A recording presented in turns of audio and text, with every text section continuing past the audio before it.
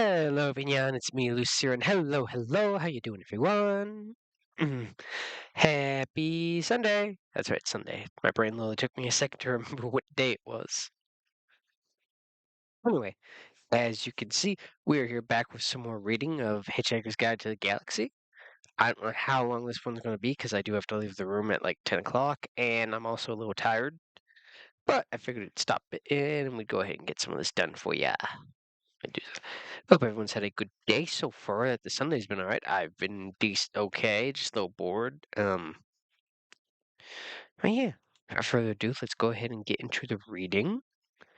Uh, I did not realize my just chatting music was on last stream, so that was not supposed to be on. I probably should try to set up, but I'll do it tomorrow.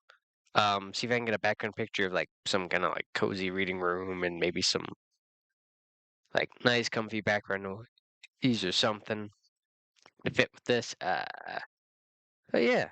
No, I mean, if you want me to put the music back on, just let me know and I'll turn it back on. Just, I didn't know if we wanted it on or not. Anyway, without further ado, while I'm rambling, let's see, we last left off at chapter 11. Hmm. Oh, great. My whole body just sunk. Okay. The improbability proof control cabin of the Heart of Gold looked like a perfectly conventional spaceship, except that it was perfectly clean because it was so new.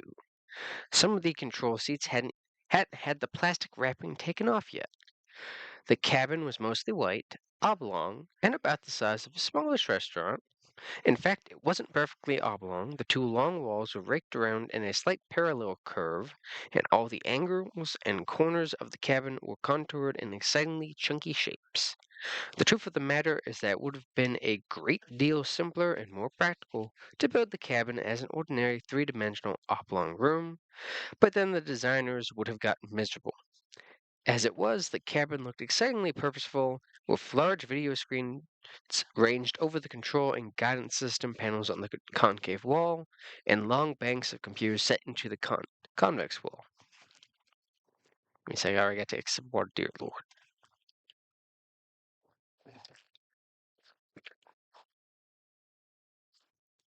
Maybe I should actually plug in my good microphone for this, but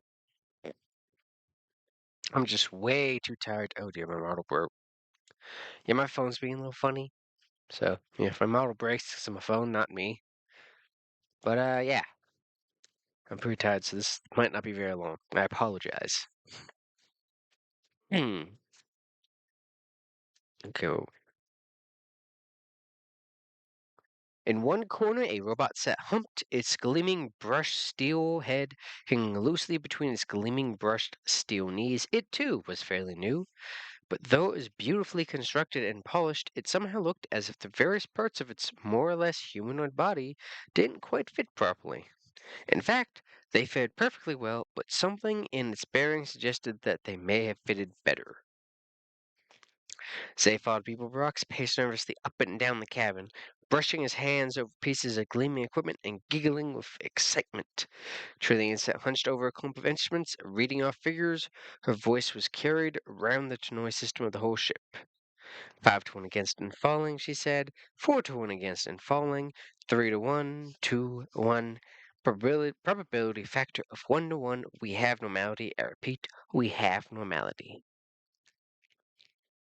She turned her microphone off, then turned it back on with a slight smile and continued, "Anything you still can't cope with is therefore your own problem.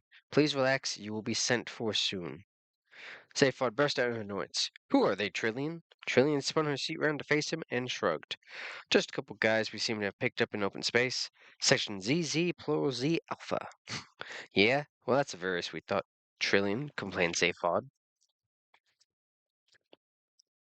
"But do you really think it's wise under the circumstances?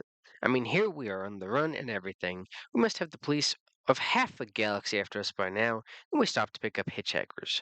Okay, so 10 out of 10 for style, but minus several million for good thinking. Yeah?" He tapped irritably at a control panel. Trillian quietly moved his hand before he tapped anything important. Whatever Zaphod's qualities of mind might include bravado, conceit, he was mechanically inept and could easily blow the ship up with an extravagant gesture. Trillian had come to suspect that the main reason he had such a wild and successful life was that he never really understood the significance of anything he did. Zaphod, she said patiently. They were floating unprotected in open space. You wouldn't want them to have died, would you? Well, you know, no, not as such, but not as such, die as such, but Trillian cocked her head on one side. Well, maybe someone else might have picked them up later. A second later and they would have been dead. Yes, if you'd taken the trouble to think about the problem a bit longer, it would have gone away. You'd have been happy to let them die? Well, not happy as such, but anyway, said Trillian, turning back to the controls. I didn't pick them up. What do you mean? Who picked them up then? The ship did, huh? The ship did, all by itself. Huh? While we're in probability drive. But that's incredible. No, Zaphod, just very, very improbable. Yeah. Look, Zaphod, she said, patting his arm. Don't worry about the aliens. They're just a couple of guys, I expect. I'll send the robot down to get them and bring them up here. Hey, Marvin! In the corner, the robot's head swung up sharply, but then wobbled about imperceptibly. It pulled itself up to its feet as if it was about 5 pounds heavier than it actually was. It made what an outside observer would have thought was a heroic effort to cross the room. It stopped in front of Trillian and seemed to stare through her left shoulder. Hmm. I think you ought to know I'm feeling very depressed, it said. Its voice was low and hopeless. Oh, God, muttered Zaphod and slumped into his seat. Well, said Trillian in a bright, compassionate tone, here's something to occupy you and keep your mind off things. It won't work, droned Marvin. I have an exceptionally large mind. Marvin, warned Trillian. All right, said Marvin. What do you want me to do? Go down to number 2 entry bay and bring the 2 aliens up here under surveillance.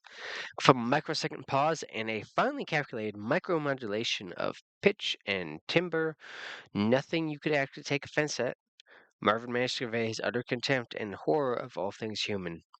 Just that, he said. Yes, said Trillian firmly. I won't enjoy it, said Marvin. Zaphod leaped out of his seat. She's not asking you to enjoy it, he shouted. Just do it, will you? All right, said Marvin like the tolling of a great cracked bell. I'll do it. Good, snapped Zaphod. Great, thank you.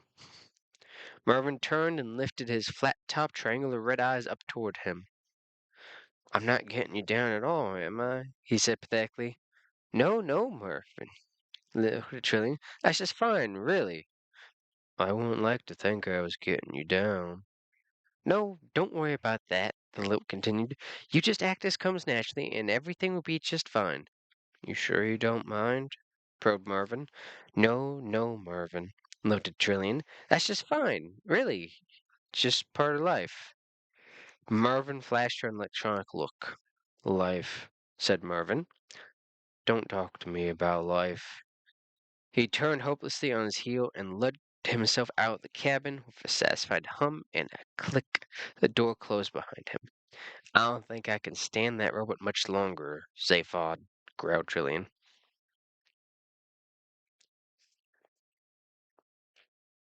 And we got a little excerpt. The Encyclopedia Galactica defines a robot as a mechanical apparatus designed to do the work of a man. The marketing division of the Sirius Cybernetics Corporation defines robot as your plastic pal who's fun to be with. The Hitchhiker's Guide to the Galaxy defines the marketing division of the Sirius Cybernetics Corporation as a bunch of mindless jerks who will be the first against the wall when the revolution comes. A footnote to the effect that the editors would welcome applications from anyone interested in taking over the post of robotics correspondent. Curiously enough, an edition of the Encyclopedia Galactica that had the good fortune to fall through a time warp from 1,000 years in the future defined the marketing division of the Sirius Cybernetics Corporation as a bunch of mindless jerks who were the first against the wall when the revolution came. Interesting, yeah? Let me take a sip. A sec. Yeah, okie dokie.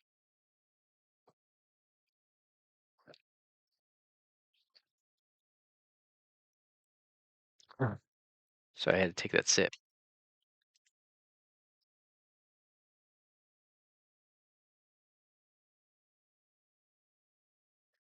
The pink cubicle had winked out of existence. The monkeys had sunk away to a better dimension.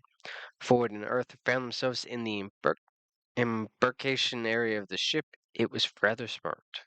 "Hmm, I think this ship's brand new," said Ford. "How can you tell?" asked Arthur. "Have you got some exotic device for measuring the age of metal?" "No, I just found this sales brochure lying on the floor.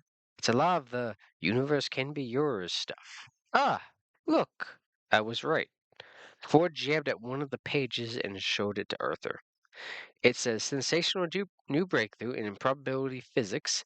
As soon as the ship's drive reaches infinite improbability, it passes through every point in the universe, be the envy of other major governments. Wow, this is big league stuff. Ford hunted excitedly through the technical specs of the ship, occasionally gasping with astonishment at what he read. Clearly, galactic astrotechnology had moved ahead during the years of his exile. Arthur listened for a short while, but being unable to understand the vast majority of what Ford was saying, he began to let his mind wander, trailing his fingers along the edge of an incomprehensible computer bank. He reached out and pressed an invitingly large red button on a nearby panel. The panel lit up with the words, "Please do not press this button again." He shook himself. "Listen," said Ford, who was still engrossed in the sales brochure. "They make a big thing of the ship's cybernetics. A new generation of Series Cybernetics Corporation robots and computers with the new GPP feature." "GPP feature?" said Arthur. "What's that?" "Oh, it says genuine people personalities." "Oh," said Arthur. "Sounds ghastly." A voice behind them said, "It is." The voice was low and hopeless and accompanied by a slight clanking sound. They spun round and saw an abject steel man standing hunched in the doorway. "What?" they said. "Ghastly," continued Marvin. It all is. Absolutely ghastly. Just don't even talk about it. Look at this door," he said, stepping through it. The irony circuits cut into his voice modulator as he mimicked the style of the sales brochure. "All the doors in this spaceship have a cheerful and sunny disposition. It is their pleasure to open for you, and their satisfaction to close again with the knowledge of a job well done." As the door closed behind them, it became apparent that it did indeed have a satisfied, solid quality to it. Um, ah, it said. Marvin regarded it with cold loathing while his logic circuits chattered with disgust and tinkered with the concept of directing physical violence against it. Further circuits cut in saying, "Why bother? What's the point? Nothing is worth getting involved in." Further circuits amused themselves by analyzing the molecular components of the door and of the humanoid's brain cells. For a quick encore, they measured the level of hydrogen emissions in the surrounding cubic parsec of space and then shut down again in boredom. A spasm of despair shook the robot's body as he turned. "Come on," he droned. "I've been ordered to take you down to the bridge. Here I am, brain the size of a planet, and they ask me to take you down to the bridge. Call that job satisfaction? 'Cause I don't." He turned and walked back to the hated door. Excuse me," said Ford, following after him. "Which government owns this ship?" Marvin ignored him. "You watch this door," he muttered. "It's about to open again. I can tell by the intolerable air of smugness it suddenly generates." With an ingratiating little whine, the door slid open again and Marvin stomped through. "Come on," he said. The others followed quickly, and the door slid back into place with pleased little clicks and whirs. "Thank you, the marketing division of the Sirius Cybernetics Corporation," said Marvin, and trudged desolately up the gleaming curved corridor that stretched out before them. "Let's build robots with genuine people personalities," they said. So they tried it out with me. I'm a personality prototype. You can tell, can't you? Ford and Arthur muttered embarrassed little disclaimers. I hate that door, continued Marvin. I'm not getting you down at all, am I? Which government? Started Ford again. No government owns it, snapped the robot. It's been stolen. Stolen? Stolen? Who by? Asked Ford. Zaphod Beeblebrox. Something extraordinary happened to Ford's face. At least five entirely separate and distinct expressions of shock and amazement piled up on it in a jumbled mess. His left leg, which was in mid-stride, seemed to have difficulty in finding the floor again. He stared at the robot and tried to disentangle some dirtwood muscles. Zaphod Beeblebrox? He said weakly. Sorry, did I say something wrong? Said Marvin, dragging himself on regardless. Pardon me for breathing, which I never do anyway, so I don't know why I bother to say it. Oh God, I'm so depressed. Here's another of those self-satisfied doors. Life. Don't talk to me about life. No one even mentioned it, muttered Arthur irritably. Ford, are you all right? Ford stared at him. Did that robot say Zaphod Beeprox, he said. Chapter 12. A loud clatter of gunk music flooded through the Heart of Gold cabin as Zaphod searched the sub-ether radio wave bands for news of himself. The machine was rather difficult to operate. For years, radios had been operated by means of pressing buttons and turning dials. Then, as the technology became more sophisticated, the controls were made touch sensitive. So you merely had to brush the panels with your fingers. Now all you had to do was wave your hand in the general direction of the components and hope. It saved a lot of muscular expenditure, of course, but meant that you had to sit infuriatingly still if you wanted to keep listening to the same program. Zaphod waved a hand and the channel switched again. More gunk music, but this time it was a background to a news announcement. The news was always heavily edited to fit the rhythms of the music. And news reports brought to you on the sub-ether wave band broadcasting around the galaxy around the clock, squawked a voice. And we'll be saying a big hello to all intelligent life forms everywhere. And to everyone else out there, the secret is to bang the rocks together, guys. And of course, the big news story tonight is the sensational theft of the new Improbability Drive prototype ship by none other than Galactic President Zaphod Beeblebrox. And the question everyone's asking is, has the big Z finally flipped? Beeblebrox, the man who invented the pan-galactic gargle blaster, ex-confidence trickster, once described by eccentric Golumbits as the best bang since the big one, and recently voted the worst dressed sentient being in the known universe for the seventh time. Has he got an answer this time? We asked his private brain care specialist, Gag Halfrunt. The music swirled and died for a moment. Another voice broke in. Presumably Halfrunt, he said, Well, Zaphod's just this guy, you know. But got no further because an electric pencil flew across the cabin and through the radio's on-off sensitive airspace. Zaphod turned and glared at Trillian. She had thrown the pencil. Hey, he said, what do you do that for? Trillian was tapping her finger on a screen full of figures. I've just thought of something, she said. Yeah? Worth interrupting a news bulletin about me for? You hear enough about yourself as it is. I'm very insecure. We know that. Can we drop your ego for a moment? This is important. If there's anything more important than my ego around, I want it. Caught and shot now. David glared at her again, then laughed. Listen, she said. We picked up those couple of guys. Couple of guys. The couple of guys we picked up. Oh, yeah, said Zaphod. Those couple of guys. We picked them up in sector ZZ plural Z Alpha. Yeah, said Zaphod and blinked. Trillian said quietly, Does that mean anything to you? Said Zaphod. ZZ plural Z Alpha ZZ plural Z Alpha? Well, said Trillian. What does the Z mean? Said Zaphod. Which one? Anyone. One of the major difficulties Trillian experienced in her relationship with Zaphod was learning to distinguish between him pretending to be stupid just to get people off their guard, pretending to be stupid because he couldn't be bothered to think and wanted someone else to do it for him, pretending to be outrageously stupid to hide the fact that he actually didn't understand what was going on, and really being genuinely stupid. He was renowned for being amazingly clever and quite clearly was so, but not all the time, which obviously worried him, hence the act. He preferred people to be puzzled rather than contemptuous. This above all appeared to Trillian to be genuinely stupid, but she could no longer be bothered to argue about it. She sighed and punched up a star map on the Vivis screen so she could make it simple for him.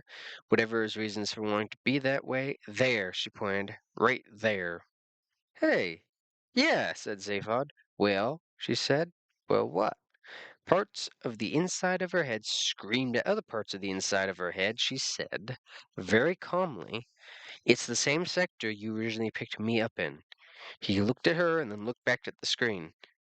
Hey, yeah, he said. Now that is wild. We should have zapped straight into the middle of the Horsehead Nebula. How do we come to be there? I mean, that's nowhere. She ignored this. Improbability drive, she said patiently. You explained it to me yourself. We passed through every point in the universe. You know that. Yeah, but that's one wild coincidence, isn't it? Yes. Picking someone up just at that point out of the whole of the universe to choose from, that's just too. I want to work this out. Computer!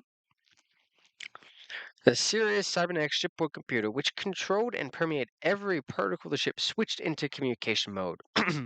Hi there, it said brightly and simultaneously spewed out a tiny ribbon of ticker tape. Just for the record, the ticker tape said, Hi there. Oh, God, said Zaphod. He hadn't worked with this computer for long, but had already learned to loathe it.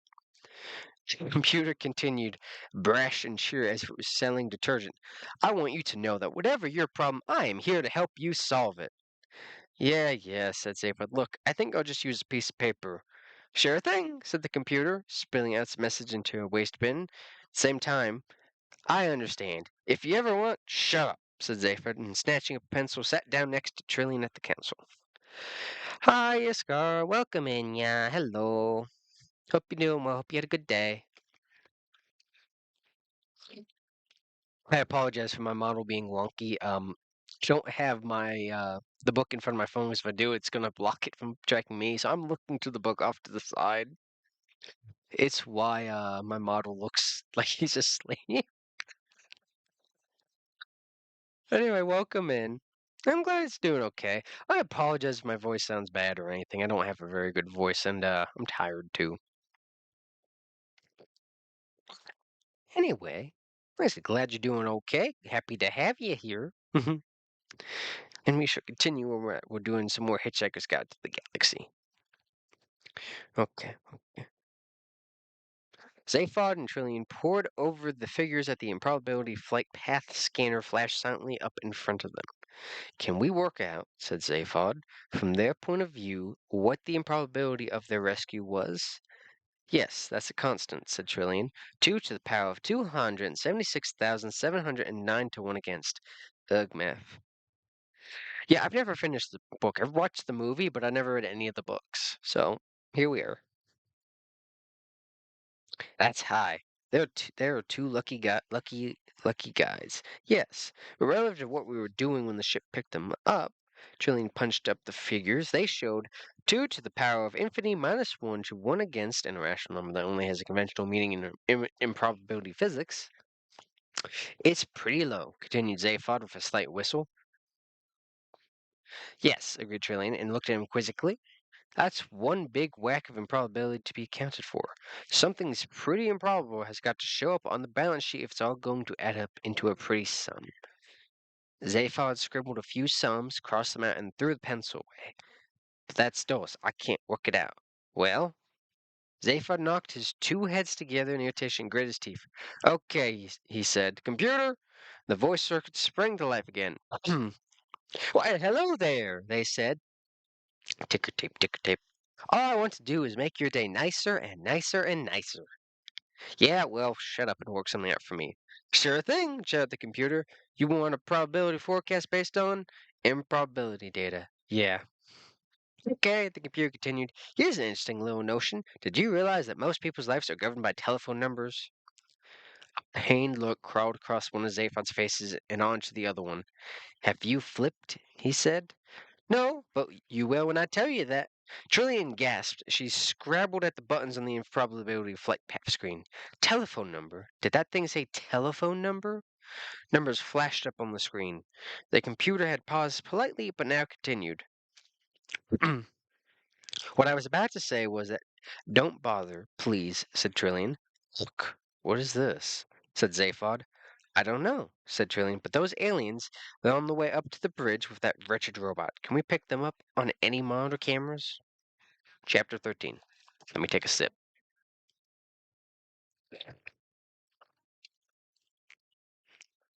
So I had to take me some sip. I needed that water. Marvin trudged on down the corridor, still moaning. Hmm. And then, of course, I've got this terrible pain in all the diodes down my left-hand side. No, said Arthur grimly as he walked alongside him. Really? Oh, yes, said Marvin. I mean, I've asked for them to be replaced, but no one ever listens. I can imagine. Vague whistling and humming noises was coming from Ford. Well, well, well, he kept saying to himself. Zaphod Beeblebrox. Suddenly, Marvin stopped and held up a hand. You know what's happened now, of course. No. What? Said Arthur, who didn't want to know. We've arrived at another one of those doors. There was a sliding door let into the side of the corridor. Mervyn eyed it suspiciously. Well, said Ford impatiently, do we go through? Do we go through? Mimicked Mervyn. Yes, this is the entrance to the bridge. I was told to take you to the bridge. Probably the highest demand that would be made on my intellectual capacities today. I shouldn't wonder. Slowly, with great loathing, he stepped toward the door like a hunter stalking his prey. Suddenly, it slid open. Thank you, it said, for making a simple door very happy. Deep in Mervyn's thorax, gears ground. Funny, he intoned funerally. How just when you think life can't possibly get any worse, it suddenly does.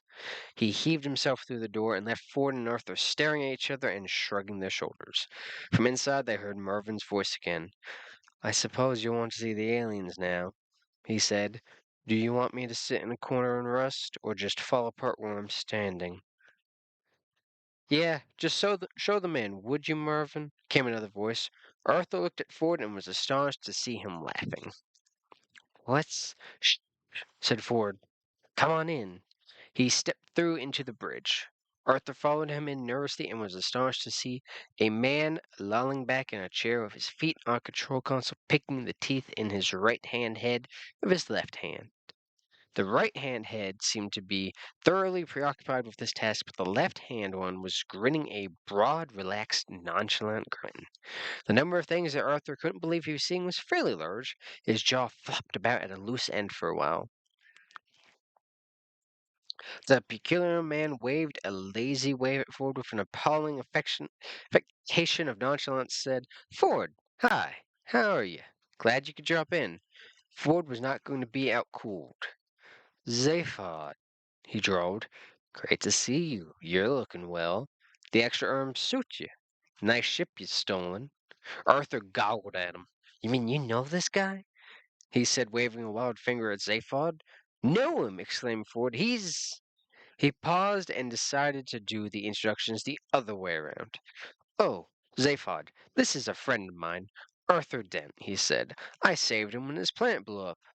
Oh, sure, said Zaphod. Hi, Arthur. Glad you could make it.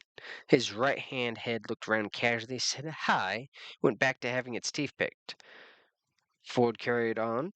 And Arthur, he said, this is my semi-cousin Zaphod B. We've met, said Arthur sharply.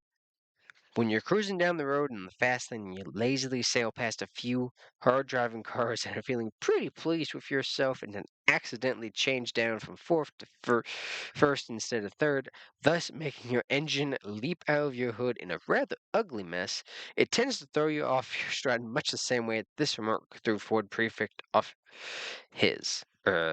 What? He said. I said we've met. Zaphod gave an awkward start of surprise and jabbed a gum sharply. Hey, have we? Hey,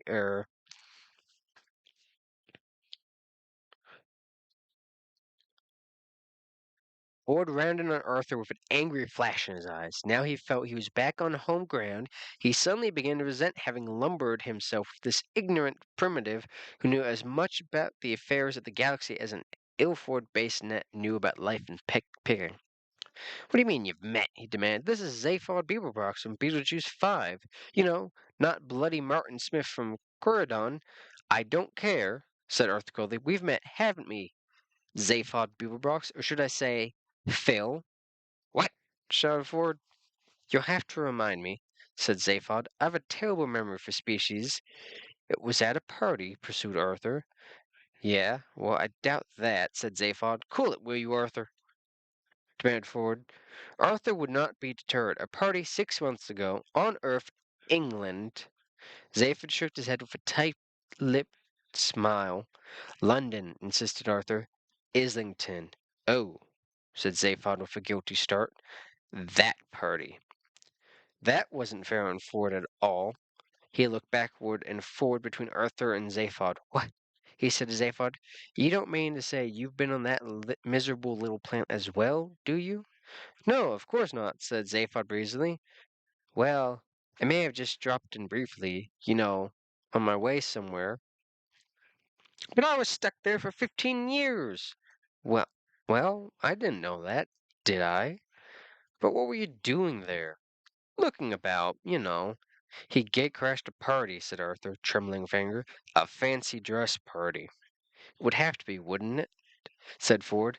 At this party, persisted Arthur, there was a girl. Oh, well, look, it doesn't matter now. The whole place has gone up in smoke anyway. I wish you'd stop sulking about that bloody plant, said Ford. Who was the lady? Oh, just somebody.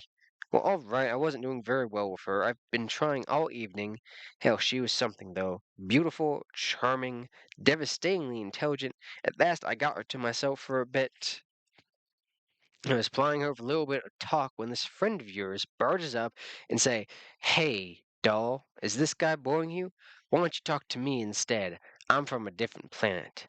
I never saw her again. Zaphod? Exclaimed Ford. Yes, said Arthur, glaring at him and trying not to feel foolish.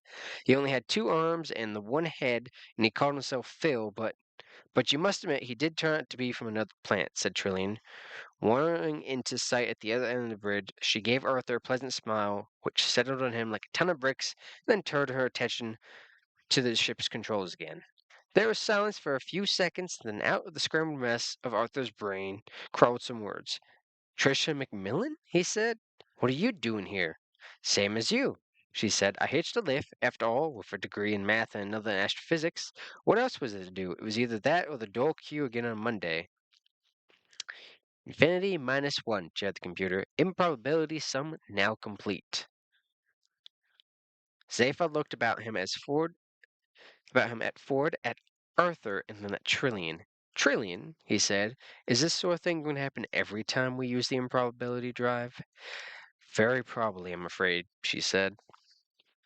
One sec.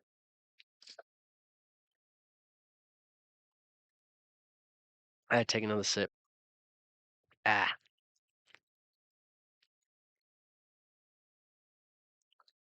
there we go. Okay. Chapter 14. The heart of gold fled on silently through the night of space. Now on conventional photon drive, its crew of 4 were ill at ease knowing that they had been brought together not of their own volition or by simple coincidence, but by some curious perversion of physics, as if relationships between people were acceptable to the same laws that govern the relationships between atoms and molecules. As the ship's artificial night closed in, they were each grateful to retire to separate cabins and try to rationalize their thoughts.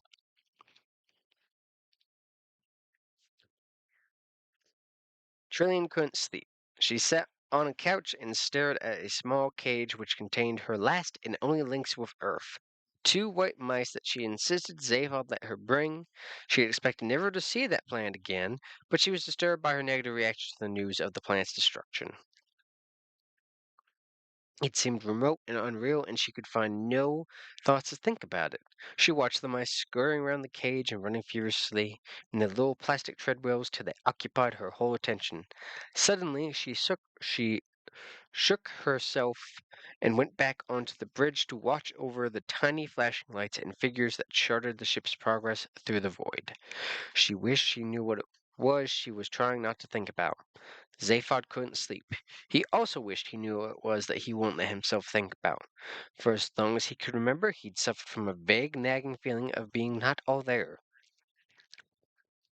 Most of the time, he was able to put this thought aside and not worry about it, but it had been reawakened by the sudden, inexplicable arrival of Ford Prefect and Arthur Dent. Somehow, it seemed to conform to a pattern that he couldn't see.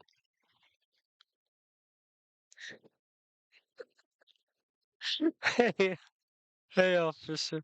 I'm sorry. Ah.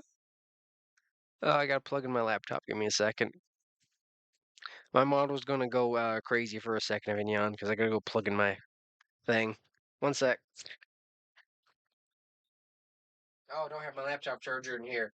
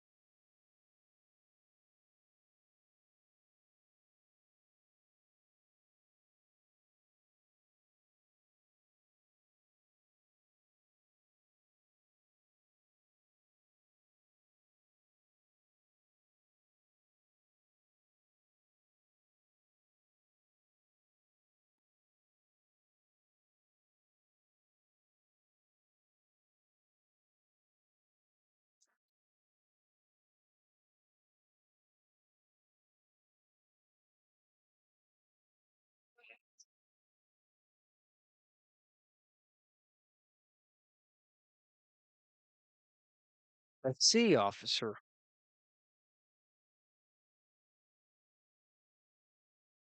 I see, yeah. It's been a while. I hope you've been well. Sorry for my model going crazy. Like I said, I literally had to step away to go get my laptop charged and then plug it in. But yeah, we're back. Let me grab the book. Ah.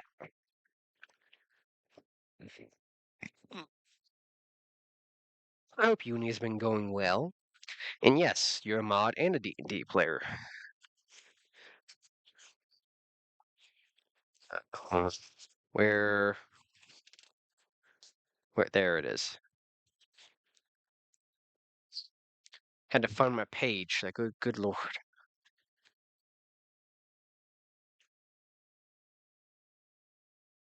Oh, ah.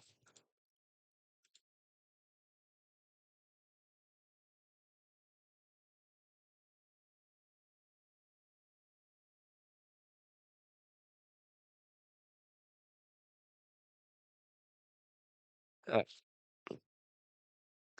oh, yeah, no, it's okay. Cerebot has been really good at getting those. Apparently, the problem has been getting a lot worse here lately. Anyway, where was I? Oh, yeah. Right and forget. Please, I know. Okay, I know. It's the man. It's the chest, ain't it? No one will have that. Hi, Mira. Welcome in, yeah. Enjoy cooking. What's for dinner? It's the lips. What's wrong with my lips? Is it the fact there's lipstick on them? Is that it? The eyelids, the hair. Ooh, dumplings, nice. Ooh, ooh. This man's hitting me here with just like you ever see an anime like people start saying like bad things with characters like these arrows come out of nowhere and just hit them. In the voice, that's me right now. Every comment you're saying, I'm just getting hit by pierced by an invisible arrow. Stop that. The damage. Ah, the voice. No. Ah.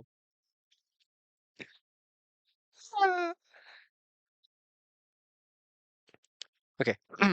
Ford couldn't sleep. He was too excited about being back on the road again. 15 years of virtual imprisonment were over, just as he was finally beginning to give up hope. Knocking about with Zaphod for a bit promised to be a lot of fun, though there seemed to be something faintly odd about his semi-cousin that he couldn't put his finger on. The fact that he had become president of the galaxy was frankly astonishing, as no, I technically do have art of me in a maid outfit, but it's really out of date, so I actually need to get new ones. That is a possible outfit redeem for the new model. Who knows? I gotta get the new wardrobe design first because I'm getting a new look. Like I said, I probably will be getting new art of that at some point, so I might come to you for that mirror. Who knows? Ah, okay. Just gonna throw random curveballs at me as I read. Oh my gosh, what is this? Manner of leaving of it. Ah, words, brain. Manner of his leaving the post. Was there a reason behind it? There would be no point in asking Zaphod. He never appeared to have a reason for anything he did at all. He had turned unfathomability into an art form. He attacked everything in life with a mixture of extraordinary genius and naive incompetence.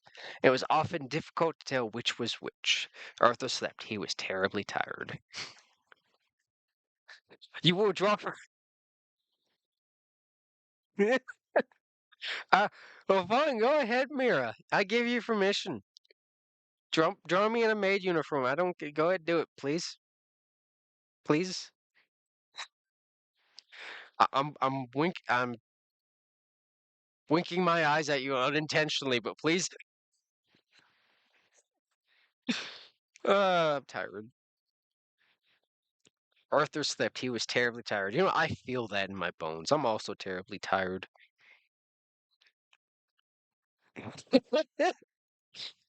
Actually, I don't think this model lets me wink. Yay! Thank you. Appreciate, sis. Love you. Also, tell your hubby I said hello. There was a tap at Zaphod's door. It slid open. Zaphod? Yeah? Trillian stood outlined in the oval of light. I think we just found what you came to look for. Hey? Yeah? Ford gave up the attempt to sleep. In the corner of his cabin was a small computer screen and a keyboard.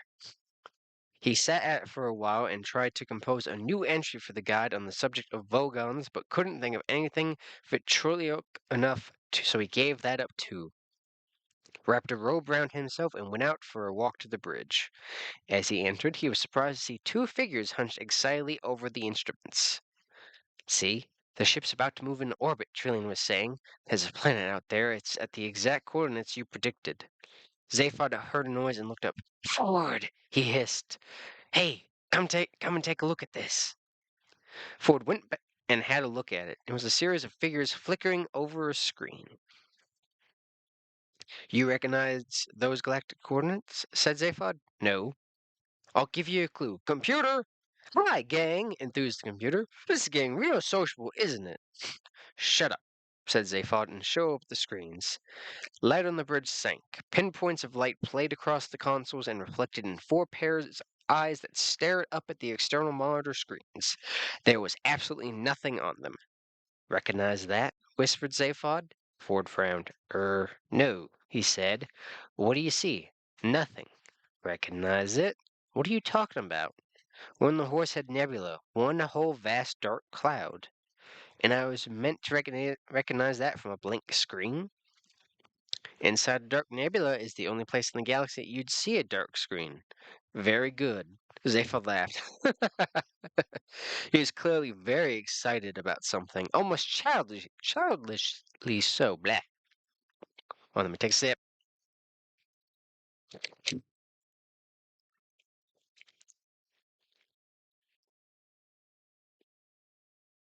Hey, this is really terrific. This is just far too much. What's so great about being stuck in a dust cloud? Said Ford. What would you reckon to find here? Urged Zaphod. Nothing. No stars, no planets. No. Computer! Shouted Zaphod. Rotate angle of visions through 180 degrees and don't talk about it. For a moment it seemed that nothing was happening. Then a brightness glowed at the edge of the huge screen. A red star the size of a small plate crept across it and followed quickly by another one, a binary system. Then a vast crescent sliced into the corner of the picture, a red glare shading away into deep black, the night side of the planet. I found it, cried Zaphod, thumbing the console. I found it. Ford stared at it in astonishment. What is it? He said. That, said Zaphod, is the most improbable planet that ever existed. Chapter 15. Excerpt from the Hitchhiker's Guide to the Galaxy, page 634,784, section 5A, entry Magrathea. Far back in the mists of ancient time, in the great and glorious days of the former galactic empire, life was wild, rich, and largely tax-free. Mighty starships plied their way between exotic suns, seeking adventure and reward among the farthest reaches of galactic space. In those days, spirits were brave, the stakes were high, men were real men, women were real women, and small furry creatures from Alpha Centauri were real small furry creatures from Alpha Centauri. And all dared to brave unknown terrors, to do mighty deeds, to boldly split infinitives that no man had split before, and thus was the empire forged. Many men, of course, became extremely rich, but this was perfectly natural and nothing to be ashamed of, because no one was really poor, at least no one worth speaking of, and for all the richest and most successful merchants, life inevitably became rather dull and niggly, and they began to imagine that this was therefore the fault of the worlds they'd settled on. None of them was entirely satisfactory, was either half an hour too long, but no, hold on. I accidentally skipped the line. None of them was entirely satisfactory. Either the climate wasn't quite right in the later part of the afternoon, or the day was half an hour too long, or the sea was exactly the wrong shade of pink. And thus were created the conditions for a staggering new form of specialist industry, custom-made luxury planet building. The home of this industry was the planet Magrathea, while hyperspatial engineers sucked matter through white holes in space to form into dream planets, gold planets, platinum planets, soft rubber planets with lots of earthquakes, all lovingly made to meet the exacting standards that the galaxy's richest men naturally came to expect.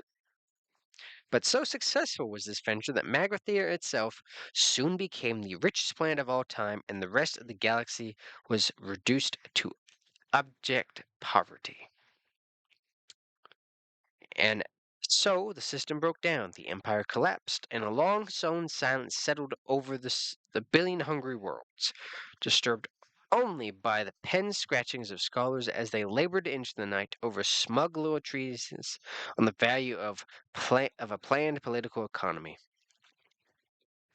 Magrathea itself disappeared, and its memory soon passed into the obscurity of legend. In those enlightened days, of course, no one believes a word of it. Chapter 16. Arthur awoke to the sound of an argument and went to the bridge. Ford was waving his arms about. You're crazy, Zaphod, he was saying. Magrathea is a myth, a fairy story. It's what parents tell their kids about at night if they want them to grow up and become economists. And that's exactly what we are currently in orbit about, insisted Zaphod. Look, I can't. Sorry. Look, I can't help what you may personally be in orbit around, said Ford, but this ship. Computer! Shouted Zaphod. Oh no. Hi there! This is Eddie, your shipboard computer, and I'm feeling just great, guys, and I know I'm just going to get a bundle of kicks out of any program you care to run through me. Arthur looked inquiringly at Trillian. She motioned him to come on in, but keep quiet. Computer, said Zaphod, tell us what our present trajectory is. A real pleasure, fella, it burbled. We are currently in orbit at an altitude of 300 miles around the legendary planet of Magrathea. Proving nothing, said Ford. I wouldn't trust that computer to speak my weight. I could do that for you, sure. And there's the computer punching out more ticker tape. I can even work out your personality problems to 10 decimal places, if it will help. Trillian interrupted. Zaphod, she said, any minute now we will be swinging around to the daylight side of this planet. Adding, whatever it turns out to be. Hey, what do you mean by that? The planet's where I predicted it would be, isn't it? Yes, I know there's a plant there. I'm not arguing with anyone. It's just that I wouldn't know Magrathea from any other lump of cold rock. Dawn's coming up if you want. Okay, okay, moaned Zaphod. Let's at least give our eyes a good time. Computer! Hi there, what can I... Just shut up and give us a quick view of the plant again. A dark, featureless mass once more filled the screens, the plant rolling away beneath them. They watched for a moment in silence, but Zaphod was fidgety with excitement. We're now traversing the night side, he said in a hushed voice. The plant rolled on. The surface of the plant is now 300 miles beneath us, he continued. He was trying to restore a sense of occasion to what he felt should have been a great moment. Magrathea! He was piqued by Ford's skeptical reaction. Magrathea! In a few seconds, he continued, we should see. There! The moment carried itself. Even the most seasoned star tramp can't help but shiver at the spectacular drama of a sunrise seen from space, but a binary sunrise in one of the marvels of the galaxy. Out of the utter blackness stabbed a sudden point of blinding light. It crept up by slight degrees and spread sideways in a thin crescent blade. Uh-oh, where's my thing? There we go. And within seconds, two suns were visible furnaces of light, searing the black edge of the horizon with white fire. Fierce shafts of color streaked through. No, Steve, what are you doing? No! I don't know if that actually stops him tracking or not, to be honest with you. Yeah, I know my character looks like he's asleep because I'm looking at the book. No, don't do the shadow puppet. No! Man, if only that actually would put a shadow puppet on my head.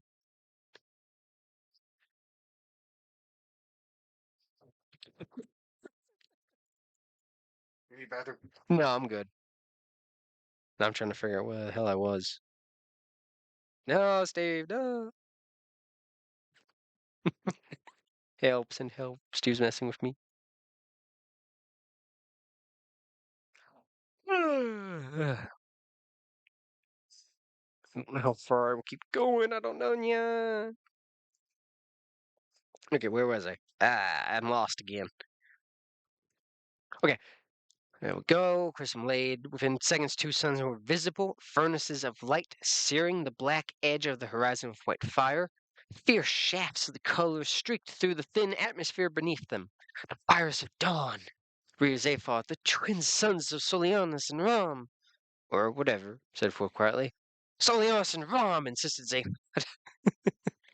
The suns blazed into the pitch of space, and a low, ghostly music floated through the bridge. Marvin was humming ironically because he hated humans so much. As Ford gazed at the spectacle of light before them, excitement burned inside of him. But only the excitement of seeing a strange new planet. It was enough for him to see it as it was.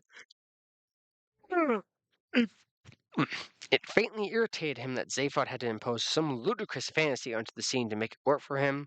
All this Magrathea nonsense seemed juvenile. Isn't it enough to see that a garden is beautiful without having to believe that there are fairies at the bottom of it too? All this Magrathea business seemed totally incomprehensible to Arthur. He edged up to Trillian and asked her what was going on. I only know what Zaphod's told me, she whispered. Apparently Magrathea is some kind of legend from way back when, which no one seriously believes in. Bit like Atlantis on Earth, except that the legends say the Magratheans used to manufacture planets. Arthur blinked at the screens and felt he was missing something important. Suddenly, he realized what it was. Is there any tea on this spaceship? He asked. More of the planet was unfolding beneath them as the heart of gold streaked along its orbital path. Uh-oh. What'd I do? What'd I do to my model? I broke it. Ah! The suns now stood high in the black sky, the pyrotechnics of dawn were over, and the surface of the planet appeared bleak and forbidding in the common light of day, gray, dusty, and only dimly contoured. It looked dead and cold as a crypt. From time to time, promising features would appear on the distant horizon, ravines, maybe mountaintops, maybe even cities, but as they approached the lines, would soften and blur into anonymity, and nothing would transpire. The planet's surface was blurred by time, by the slow movement of the thin, stagnant air that had crept across it for century upon century. Clearly, it was very, very old. A moment of doubt came to Ford as he watched the gray landscape move beneath them. The immensity of time worried him. He could feel it as a presence. He cleared his throat. Well, even supposing it is. It is, said Zaphod, which it isn't, continued Ford. What do you want with it anyway? There's nothing there. Not on the surface, said Zaphod. Uh-oh. Ah. All right, just supposing there's something. I take it you're not here for the sheer industrial archaeology of it all. What are you after? Oh, and I gotta take a sip. Oh, great, my model broke right there. All right, I gotta get some water, so I will be right back if you can do some stretches. So, BRB.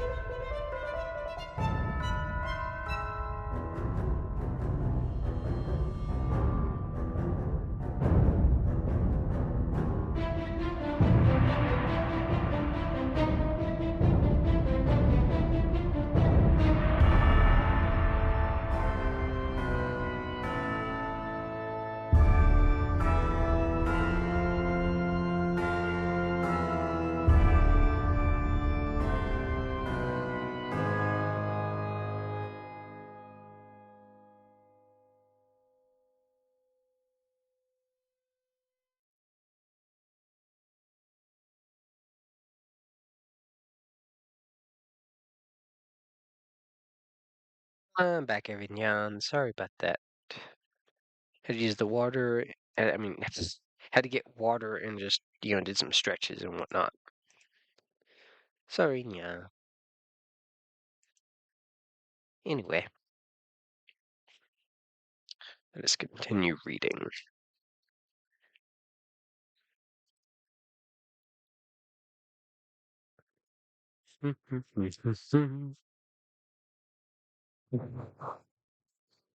One of Zaphod's heads looked away. The other one looked round to see what the first was looking at. Come on, Sheriff, just go forward. Ah,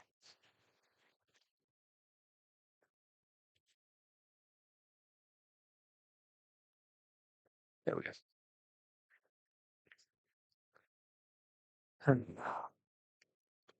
The other one looked around to see what the first was looking at, but it wasn't looking at anything very much. Well, said Zaphod airily, it's partly the curiosity, partly a sense of adventure, but mostly. Uh-oh, did I break my model? 1 second, yeah. No, my model seems to be doing just fine.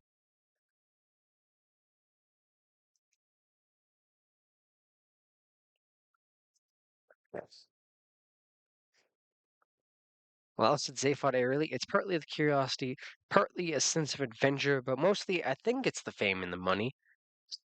Ford glanced at him sharply. He got a very strong impression that Zaphod hadn't the faintest idea why he was there at all. I don't like the look of that plant at all, said Trillian, shivering. Ah, take no notice, said Zaphod. With half the wealth of the former Galactic Empire stolen somewhere, it can afford to look frumpy.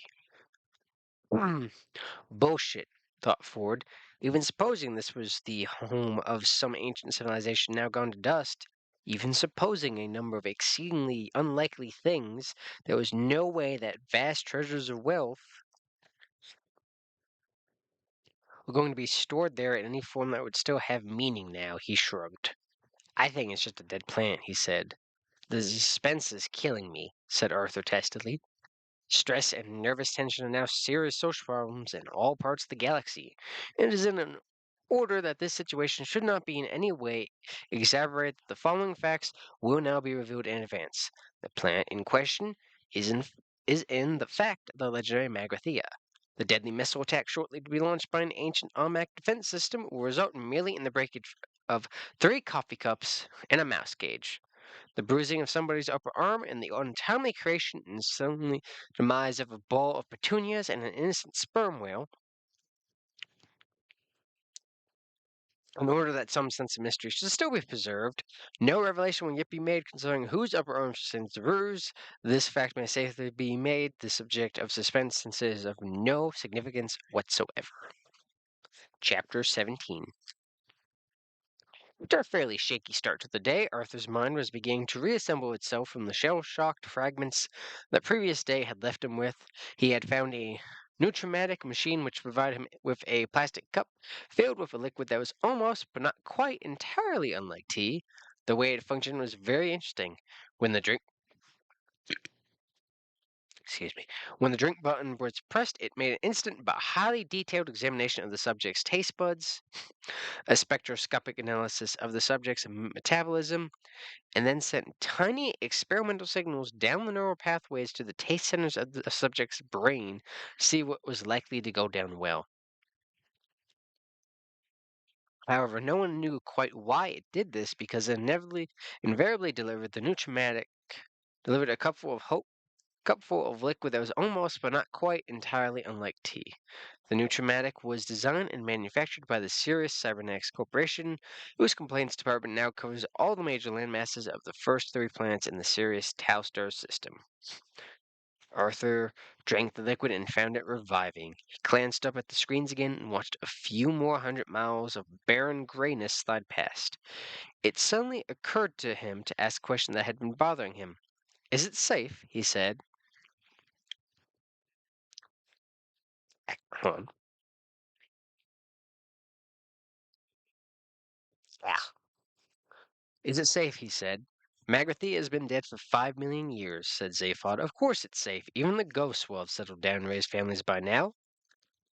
At which point a strange and inexplicable sound thrilled suddenly through the bridge, a noise as of a distant fanfare, a hollow, reedy, insubstantial sound.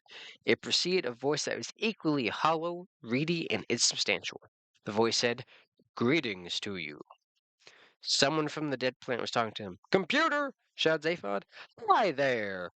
What the photon is it?" "Oh, just some 5 million-year-old tape that's being broadcast at us." "What? A recording?" said Ford. "It's carrying on." Yours was old, courteous, almost charming, but was underscored with quite unmistakable menace. "This is a recorded announcement," it said. "As I'm afraid we're all out at the moment, the Commercial Council of Magrathea thanks you for your esteemed visit." "A voice from ancient Magrathea!" shouted Zaphod. "Okay, okay," said Ford. "But regrets," continued the voice, "that the entire plant is temporarily closed for business. Thank you. If you would care to leave your name and the address of a plant where you could be contacted, kindly speak when you hear the tone." A short buzz followed, then silence. "They want to get rid of us," said Trillian nervously. "What do we do?" "It's just a recording," said Zaphod. "We keep going. Got that, computer?" "I got it," said the computer, and gave the ship an extra kick of speed. They waited. After a second or so came the fanfare once again, and then the voice. "We would like to assure you that as soon as our business is resumed, announcements will be made in all fashionable magazines and color supplements, when our clients will once again be able to select from all that's best in contemporary geography." The menace in the voice took on a sharper edge. "Meanwhile, we thank our clients for their kind interest and would ask them to leave now." Arthur looked around the nervous faces of his companions. "Well, I suppose we'd better be going then, hadn't we?" he suggested. "Shh!" said Zaphod. "There's absolutely nothing to be worried about." "Then why is everyone so tense?" "They're just interested," shouted Zaphod. "Computer, start descent into the atmosphere and prepare for landing." This time the fanfare was quite perfunctory, the voice now distinctively cold. Now, let me take a sip.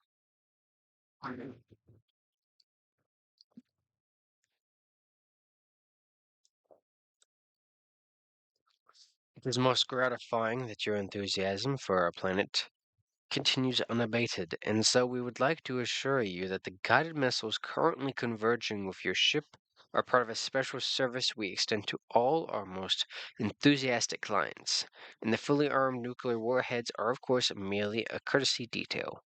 We'll look forward to your custom in future lives. Thank you." The voice snapped off. "Oh," said Trillian. Said Arthur. "Well," said Ford. "Look, will you get into your heads? That's just a recorded message. It's millions of years old. It doesn't apply to us. Get it?" "What?" said Trillian quietly. "About the missiles?" "Missiles! Don't make me laugh." Ford tapped Zaphod on the shoulder and pointed at the rear screen. Clear in the distance behind them, two silver darts were climbing through the atmosphere toward the ship. A quick change of magnification brought them into close focus. Two massively rear rockets thundering through the sky. The suddenness of it was shocking. "I think they're going to have a very good try at applying to us," said Ford. Zaphod stared at them in astonishment. "Hey, this is terrific," he said. "Someone down there is trying to kill us." "Terrific," said Arthur. "Don't you see what this means? Yes, we're going to die." "Yes, but apart from that." "Apart from that, it means we must be on to something." "How soon can we get off it?" Second by second, the image of the missiles on the screen grew larger. They had swung around now onto a direct homing course, so that all that could be seen of them now was the warheads head on. "As a matter of interest," said Trillian, "what are we going to do?" "Just keep cool," said Zaphod. "Is that all?" shouted Arthur. "No, we're also going to take evasive action," said Zaphod with a sudden access of panic. "Computer, what evasive action can we take?" None, I'm afraid, guys," said the computer. "Or something," said Zaphod. He said. "There seems to be something jamming my guidance systems," exclaimed the computer brightly. "Impact minus 45 seconds. Please call me Eddie if it will help you relax." Zaphod tried to run in several equally decisive directions simultaneously. "Right," he said. We've got to get manual control of this ship." "Can you fly her?" asked Ford pleasantly. "No." "Can you?" "No." "Trillian, can you?" "No." Fine, said Zaphod, relaxing. We'll do it together. I can't either, said Arthur, who felt it was time he began to assert himself. I'd guess that, said Zaphod. Okay, computer, I want full manual control now. You got it, said the computer. Several large desk panels slid open and banks of control consoles sprang up out of them, showering the crew with bits of expanded polyester packaging and balls of rolled up cellophane. These controls had never been used before. Zaphod stared at them wildly. Okay, Ford, he said, full retro thrust and 10 degrees starboard or something. Good luck, guys, chirped the computer. Impact minus 30 seconds. Ford leapt to the controls. Only a few of them made any immediate sense to him, so he pulled those. The ship shook and screamed as its guidance rocket jets tried to push it every which way simultaneously. He released half of them, and the ship spun around in a tight arc and headed back the way it come, straight toward the oncoming missiles. Air cushions ballooned out the walls in an instant as everyone was thrown against them. For a few seconds, the inertial forces held them, flattened and squirming for breath, unable to move. Zaphod struggled and pushed in manic desperation and finally managed a savage kick at a small lever that formed part of the guidance system. The lever snapped off, the ship twisted sharply and rocketed upwards. The crew were hurled violently back across the cavern. Ford's copy of the Hitchhiker's Guide to the Galaxy smashed into another section of the control console, with the combined result that the guide started to explain to anyone who cared to listen about the best way of smuggling Antarian parakeet glands out of Antares. Antarian parakeet gland stuck on a small stick is a revolting but much sought after cocktail delicacy, and very large sums of money often paid for them by very rich idiots who want to impress other very rich idiots. And the ship suddenly dropped out of the sky like a stone. Whee! Like a stone. It was, of course, more or less at this moment that one of the crew sustained a nasty bruise to the upper arm. This should be emphasized because, as has already been revealed, they escape otherwise completely unharmed, and the deadly nuclear missiles do not eventually hit the ship. The safety of the crew is absolutely assured. Impact minus 20 seconds, guys, said the computer. Yeah. Then turn those bloody engines back on, bawled Zaphod. Oh, sure thing, guys, said the computer. With a startled roar, the engines cut back in. The ship smoothly flattened out of its dive and headed back toward the missiles again. The computer started to sing. When you walk through the storm, it whined nasally, hold your head up high. Zaphod screamed out to shut up, but his voice was lost in the din of what they quite naturally assumed was approaching destruction. And don't be afraid of the dark, Eddie wailed. The ship, in flattening out, had in fact flattened out upside down, and lying on the ceiling as they were, it was now totally impossible for any of the crew to reach the guidance systems. At the end of the storm, crooned Eddie. The two missiles loomed massively on the screens as they thundered toward the ship. Is a golden sky. But by an extraordinary lucky chance they had not yet fully corrected their flight path to that of the erratically weaving ship, and they passed right under it. And the sweet silver song of the lark. Revised impact time, 15-second, fellas. Walk on through the wind. The missiles banked round in a screeching arc and plunged back in pursuit. This is it, said Arthur, watching them. We are now quite definitely going to die, aren't we? I'd wish you'd stop saying that, shouted Ford. Well, we are, aren't we? Yes. Walk on through the rain, sang Eddie. A thought struck Arthur. He struggled to his feet. Why doesn't anyone turn on this improbability drive thing? He said. We could probably reach that. What are you, crazy? Said Zaphod. Without proper programming, anything could happen. Does that matter at this stage? Shouted Arthur. Though your dreams be tossed and blown, sang Eddie. Arthur scrambled up to one of the excitingly chunky pieces of molded contouring where the curve of the wall met the ceiling. Walk on with hope in your heart. Does anyone know why Arthur can't turn on the improbability drive? Shouted Trillian. And you'll never walk alone. Impact minus 5 seconds. It's been great knowing you. God bless. You're never Walk alone. I said, Yo Trillion, does anyone know? The next thing that happened was a mind-meggling explosion of noise and light. Boop. Chapter 18. Just give me a second, because I had my fingers in such a weird thing and they fell asleep. My fingers, my fingies, they fell asleep. Pins and needles. Pins and needles. Pins and needles. Doesn't feel so good. Oh, so I have a yawn. Ah.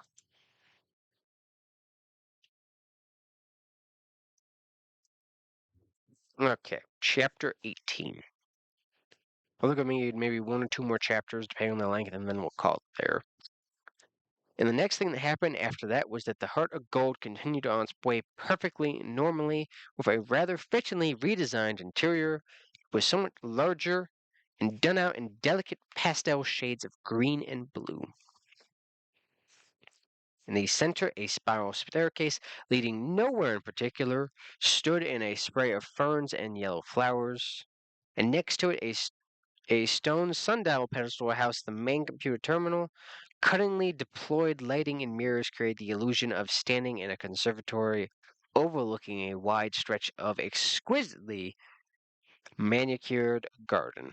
Around the periphery of the conservatory area stood marble-topped tables on intricately beautiful wrought iron legs. As you gazed into the polished surface of the marble, the vague forms of instruments became visible.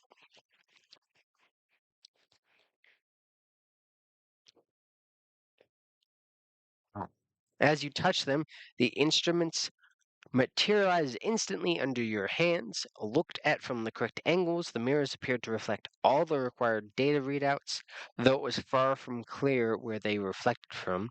It was in fact sensationally beautiful. Relaxing in a wickerwork sun chair, Zaphod Beaverbrook said, "What the hell happened?" "Well, I was just saying," said Arthur, lounging by a small fish pool, "that there's this improbability drive switch over here." He waved at where it had been. There was a potted plant there now. "But where are we?" said Ford, who was sitting on the spiral staircase, a nicely chilled pan-galactic gurgle blaster in his hand. "Exactly where we were, I think," said Trillian, as all about them the mirrors suddenly showed them an image of the blighted landscape of Magrathea, which still scooted along beneath them. Zaphod leaped out of his seat. "Then what's happened to the missiles?" he said. "A new and astounding image appeared in the mirrors. They would appear," said Ford, doubtfully, "to have turned into a bowl of petunias in a very surprised-looking way." "Add an improbability factor," cut in Eddie, who hadn't changed a bit, "of 8,767,128 to 1 against." Zaphod stared at Arthur. "Do you think of that, Earthman?" he demanded. "Well," said Arthur, "all I did was—" "That's very good thinking. Turn on the improbability drive for first activating the proofing screens. Hey, kid, you just saved our lives. You know that?" "Oh," said Arthur. "Well, it was nothing really." "Was it?" said Zaphod. "Oh, well, forget it then." "Okay, computer, take us into land." "But—" "I said forget it." Move that real fast. Take another sip.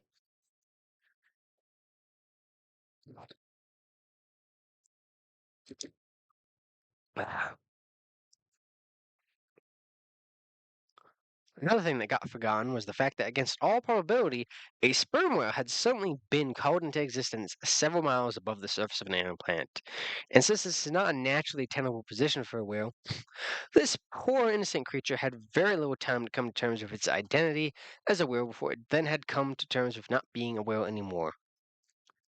This is a complete record of its thought from the moment it began its life to the moment it ended it. "Ah, what's happening?" it thought. Excuse me, who am I? Hello? Why am I here? What's my purpose in life?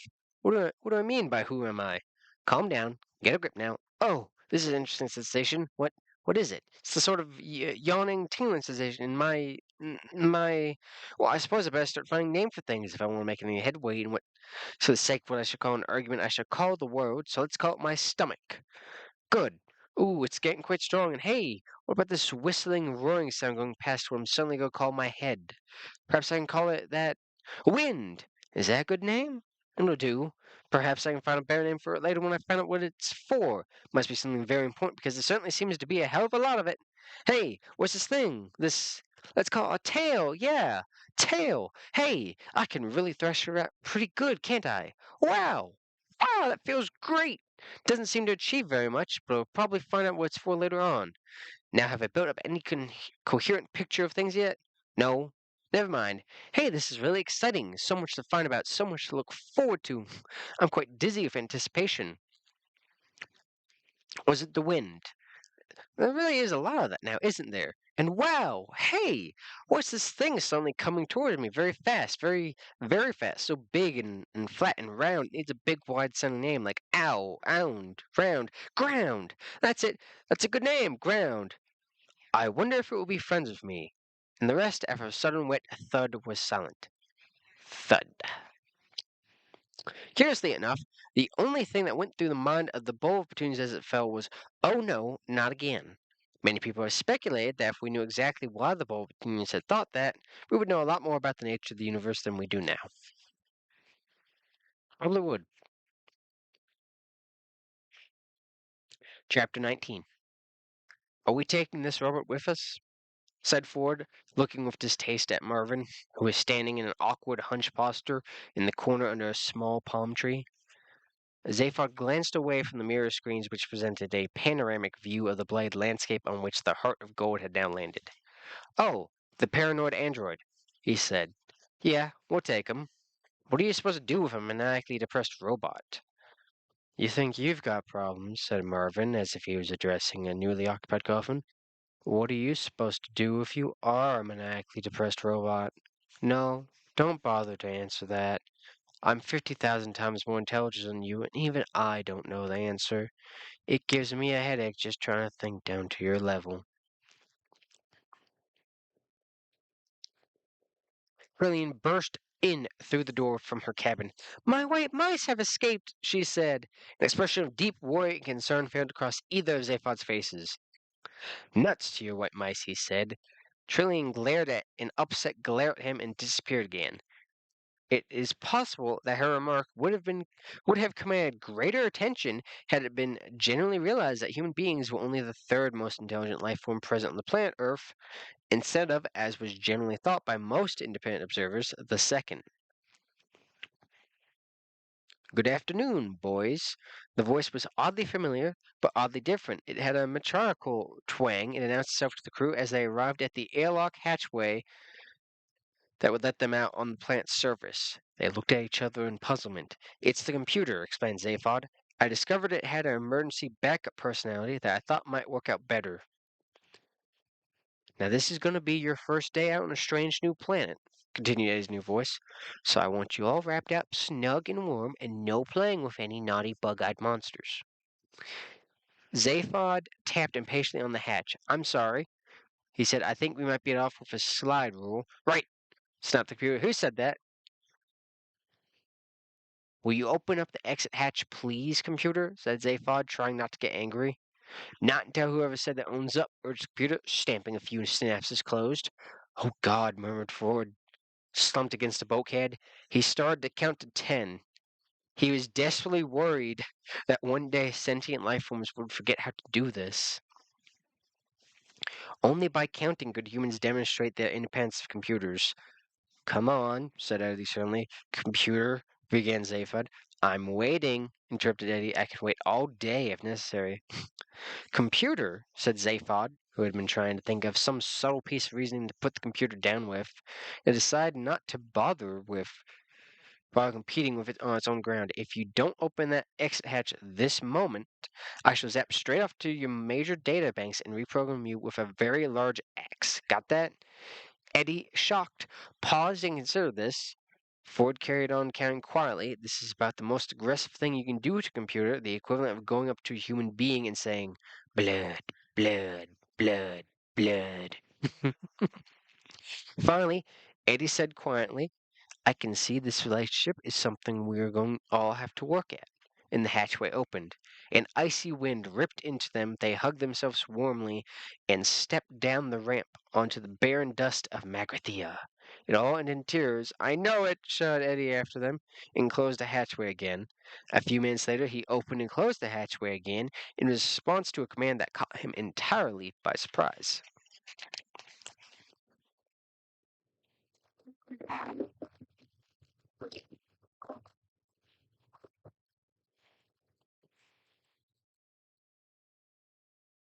Ugh, my damn hand. My dang wrist. Oh, did I pass a chapter? I did. I did. Whoopsies.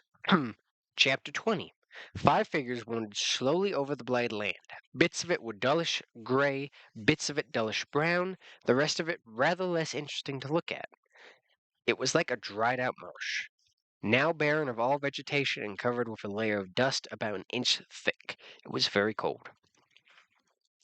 Zaphod was clearly rather depressed about. He stalked off by himself and was soon lost to sight behind a slight rise in the ground. The wind stung Arthur's eyes and ears, and the stale thin air collapsed his throat. However, the thing that was stung most was his mind. It's fantastic, he said, and his own voice rattled his ears. Sound carried badly in this thin atmosphere. Desolate hole, if you ask me, said Ford. I could have more fun in a cat litter. He felt a mounting irritation. Of all the planets and all the star systems of all the galaxies, many wild and exotic, seething with life, didn't he just have to turn up at a dump like this after 15 years of being cast away? Not even a hot dog stand in evidence. He stooped down and picked up a cold clod of earth, but there was nothing underneath it worth crossing thousands of light years to look at. No, insisted Arthur, don't you understand? This is the first time I've actually stood on the surface of another planet, a whole alien world. Pity it's such a dump, though. Trillian hugged herself, shivered, and frowned. She could have sworn she saw a slight and unexpected movement out of the corner of her eye, but when she glanced in that direction, all she could see was the ship still and silent 100 yards or so behind them. She was relieved when a second or so later they caught sight of Zaphod standing on top of the ridge of ground and waving to them to come and join him. He seemed to be excited, but they couldn't clearly hear what he was saying because of the Finnish atmosphere and the wind. As they approached the ridge of higher ground, they became aware that it seemed to be circular, a crater about 150 yards wide. Round the outside of the crater and sloping ground was spattered with black and red lumps. They stopped and looked at a piece. It was wet. It was rubbery. With horror, they suddenly realized that it was fresh whale meat. At the top of the crater's lip, they met Zaphod. Look, he said, pointing into the crater. In the center lay the exploded carcass of a lonely sperm whale that hadn't lived long enough to be disappointed with its lot. The silence was only disturbed by the slight, involuntary spasms of Trillian's throat. I suppose there's no point in trying to bury it, murmured Arthur, and then wished he hadn't. Come, said Zaphod, and started back down to the crater. What, down there? Said Trillian with severe distaste. Yeah, said Zaphod. Come on, I've got something to show you. We can see it, said Trillian. Not that, said Zaphod. Something else. Come on. They all hesitated. Come on, insisted Zaphod. I found a way in. In? Said Arthur in horror. Into the interior of planet, an underground passage. The force of the whale's impact cracked it open, and that's where we have to go, where no man has trod these 5 million years into the very depths of time itself. Marvin started his ironical humming again. Zaphod hit him, and he shut up. With little shudders of disgust, they all followed Zaphod down the incline into the crater, trying very hard to avoid looking at its unfortunate creator. Life, said Marvin dolefully. Loathe it or ignore it, you can't like it. The ground had caved in where the whale had hit it, revealing a network of galleries and passages, now largely obstructed by collapsed rubble and entrails. Zaphod had made a start clearing a way into one of them, but Marvin was able to do it rather faster. Dank air wafted out of its dark recesses, and as Zaphod shone a flashlight into it, little was visible in the dusty gloom. According to the legends, he said, the Magratheans lived most of their lives underground. Why's that? Said Arthur. Did the surface become too polluted or overpopulated? No, I don't think so, said Zaphod. I think they just didn't like it very much.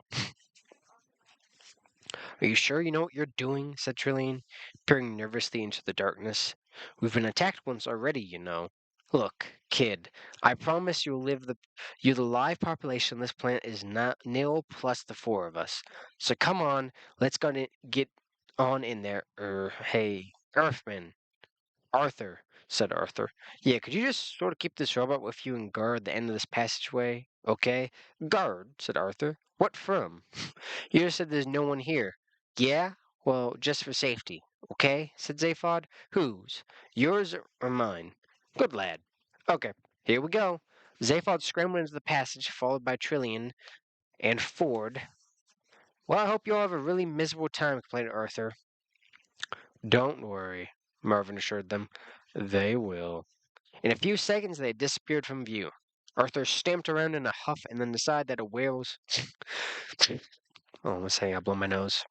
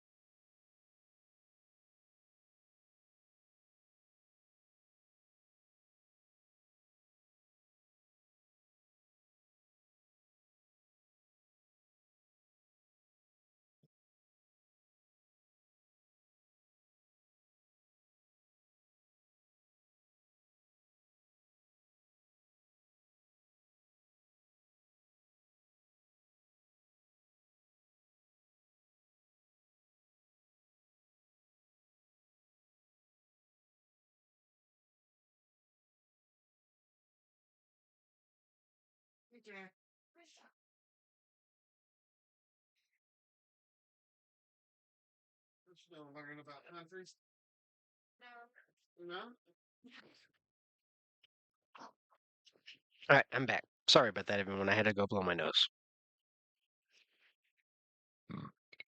Excuse me.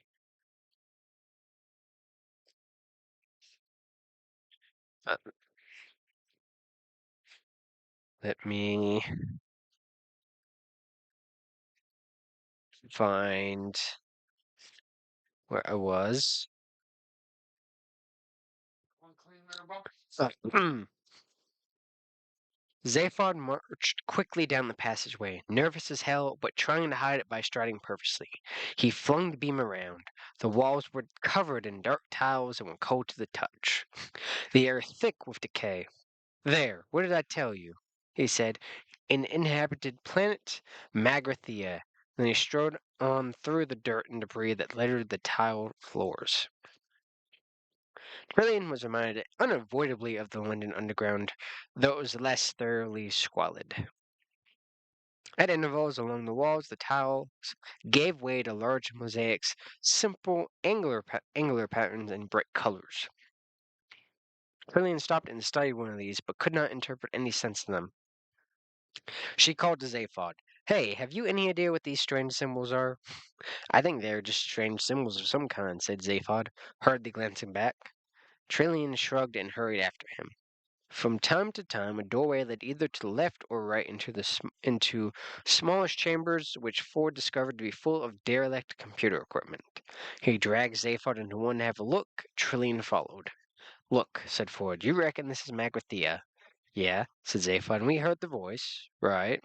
Okay, so I bought the fact that it's Magrathea for the moment.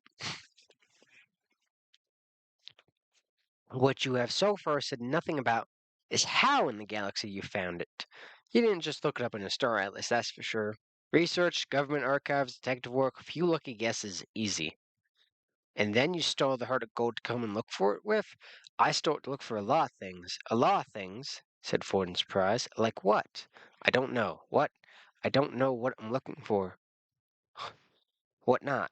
Because I think it might be because if I knew I wouldn't be able to look for them.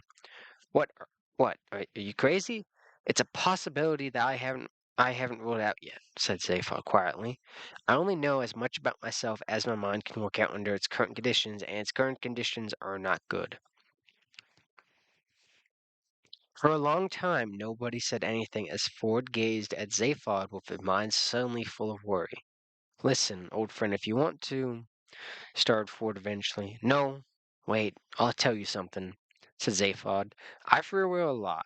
I get an idea to do something, and hey, why not? I'd do it. I reckon I'll become president of the galaxy, and it just happens. It's easy. I decide to steal this ship. I decide to look for Magrathea, and it all just happens. Yeah, I work out how it can best be done, right? But it always works out. It's like having a galactic credit card which keeps on working though you never send off the checks. And then whenever I stop and think, why did I want to do something? How did I work out to do it? I get a very strong desire just to stop thinking about, like I have now. It's a big effort to talk about it. Zaphod paused for a while. For a while there was silence. Then he frowned and said, last night I was worrying about the scan, about the fact that part of my mind just didn't seem to work properly. Then it occurred to me that the way it seemed was that someone else was using my mind to have good ideas with without telling me about it. I put the two ideas together and decided that maybe that somebody had locked off part of my mind on purpose, which is why I couldn't use it. I wonder if there was a way I could check. I went to the ship's medical bay and plugged myself into the encephalographic screen. I went through every major screening test on both my heads. All the tests I had to go through under government medical officers before my nomination for presidency could be properly ratified.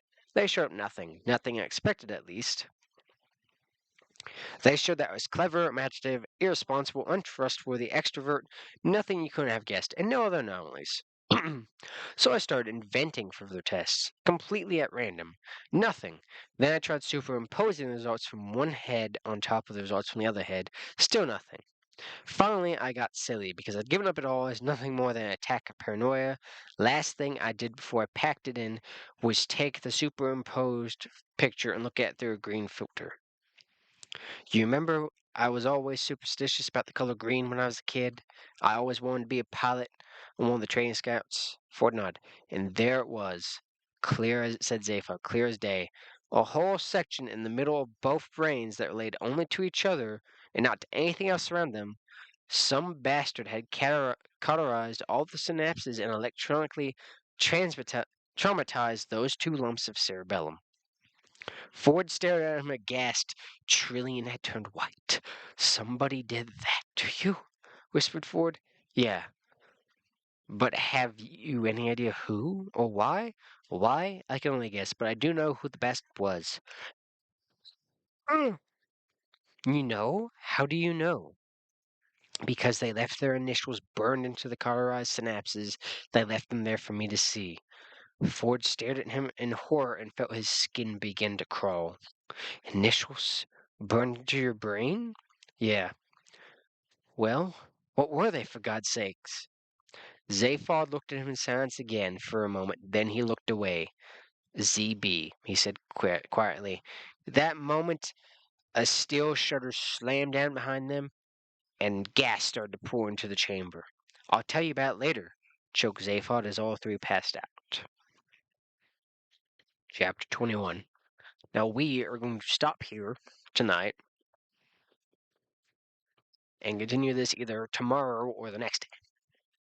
So I just want to say thank you to everyone for coming by and hanging out with me and all that jazz, and I appreciate it.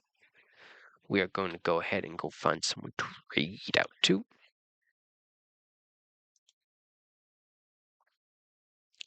Let me just try to get feeling back in my damn fingers. Ah.